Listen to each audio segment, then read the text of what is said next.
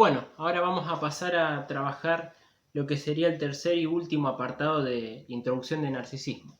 Bueno, en dicho apartado Freud va a trabajar al comienzo lo que serían las perturbaciones a las cuales está expuesto el narcisismo primario infantil, y luego va a introducir las nociones de ideal del yo, de yo ideal, y el esbozo de lo que sería más adelante en su teoría el super yo, para poder, digamos, explicar el desarrollo del yo y, digamos, la estructura y la dinámica de la instancia del yo.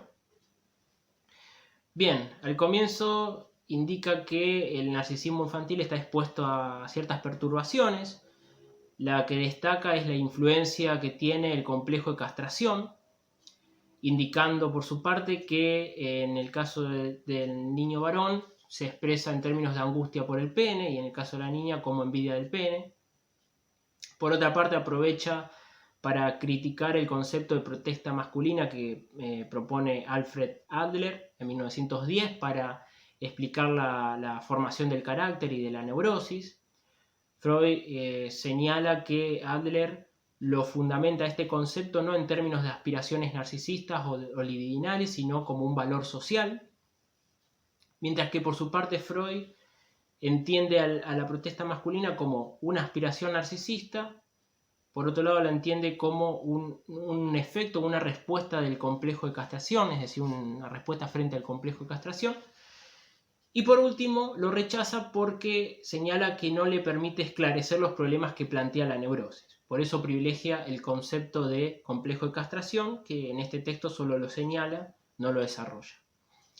Por otra parte, Freud hace la siguiente observación. Señala que si observamos a un adulto normal, vamos a notar que su delirio de grandeza del narcisismo primario va a estar amortiguado, como así también los caracteres psíquicos propios del narcisismo primario.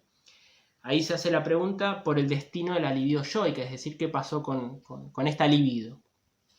Para responder a esto recurre a la teoría de la represión, a la psicología de la represión, indicando que, bueno, si una emoción libidinal, pulsional, entra en conflicto con las representaciones culturales y éticas de un individuo, es decir, que este individuo reconoce y se somete a la exigencia de esas representaciones, se va a dar un proceso de represión de dicha emoción pulsional. Ahora bien, señala que la represión va a partir del yo, es decir, es una función del yo, y que a su vez dicha represión va a ser una forma de autoestimación del yo por sí mismo, hacia sí mismo.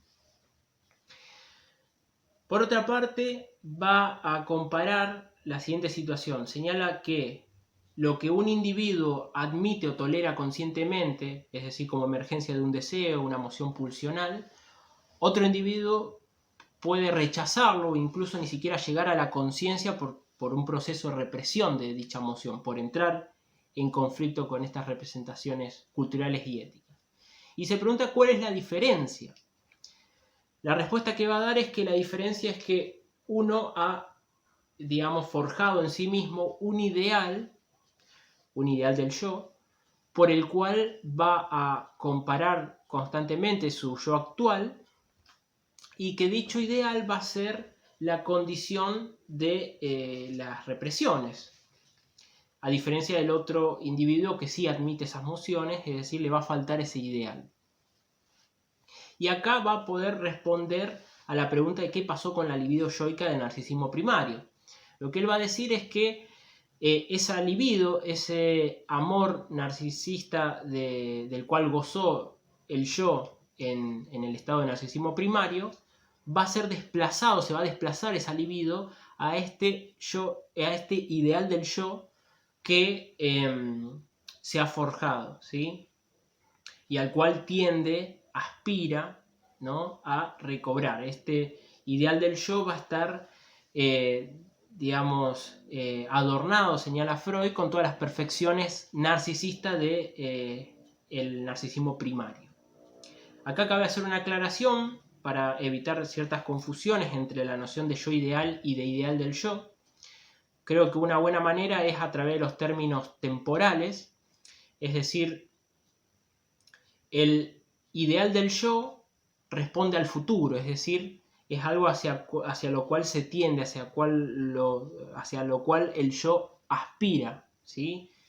A cumplir con esos requisitos, con esas características, con ese ideal, a recobrar su narcisismo primario a través de este ideal del yo, en el futuro, como proyecto. Mientras que en el caso del yo ideal es algo actual, es algo del presente. Por ejemplo, en el estado de narcisismo primario infantil, el yo es su propio ideal, ¿sí? Es un yo ideal. Bien, eso por un lado, se forma el ideal del yo, es el sustituto al narcisismo primario, la libido yoica va a concentrarse en este nuevo ideal.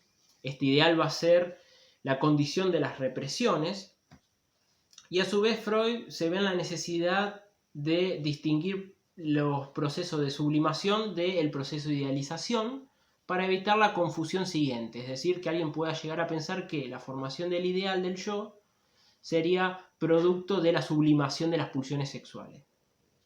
No es eso lo que plantea Freud.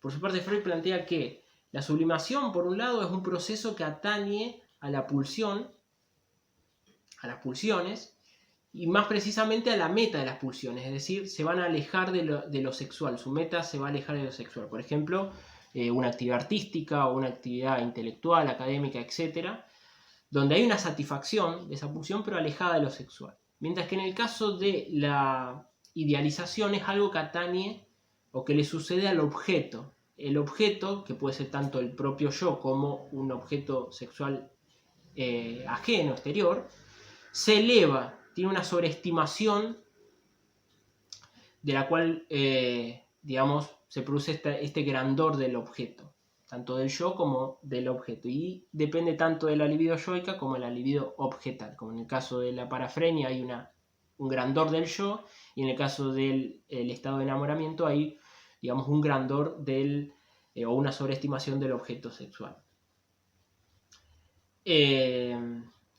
Por otro lado, señala que el ideal del yo es condición de la represión y muchas veces promueve las represiones. No es condición necesaria, a veces puede, digamos, exigir la sublimación, pero no es una condición necesaria, de lo cual la sublimación sería como un proceso a veces independiente del mismo. Y por último, otra diferencia es que la sublimación es un modo, un camino, digamos, por el cual la pulsión puede satisfacerse sin necesidad de ser reprimida, ¿no? Mientras que el ideal promueve las represiones, la sublimación permite la satisfacción pulsional con una meta alejada de lo sexual, evitando la represión de la misma. Por otra parte, Freud va a introducir el esbozo de lo que va a ser más adelante en su teoría el superyo, señalando que se ve la necesidad de introducir la hipótesis de que una instancia especial o particular, que él va a llamar en este texto conciencia moral, va a tener por encargo velar por la satisfacción narcisista de vigilar y comparar el yo actual con el yo ideal, el ideal del yo, perdón. Es decir, para que se cumpla con ese ideal del yo y se dé esa satisfacción narcisista.